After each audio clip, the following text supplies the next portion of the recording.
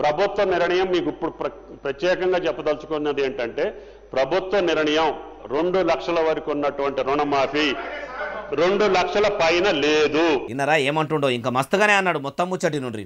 2 లక్షల వరకు ప్రభుత్వ నిర్ణయం చెప్తున్నా.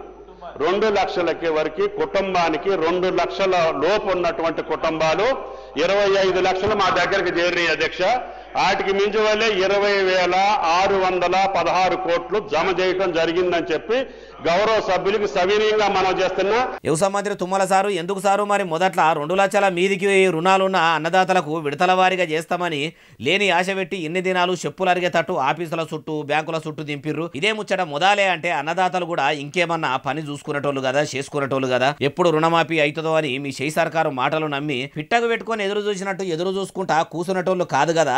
ఆశపడ్డోళ్ళ నోట్లే పాసుపడ్డట్టే ఏవాడితిరి. మా సర్కారు ఇచ్చిన మాట మీద ఉంటదని మైకు దొరికినప్పుడల్లా మాట్లాడేంది, ఇప్పుడు మాట తప్పుడేంది. అయినా 2 లక్షల లోపున్న అన్నదాతలకు కూడా ఇప్పటి వరకు అవ్వన్న పురాగా చేసిర్రా అంటే రుణమాఫీ చేసిర్రా అంటే అది లేదు. అంత ఇయ్యశాతగానోళ్ళు రుణమాఫీ చేస్తామని ఎందుకు చెప్పిండ్రు సార్ అంటుర్రు ఈ ముచ్చటిన్నోళ్ళు.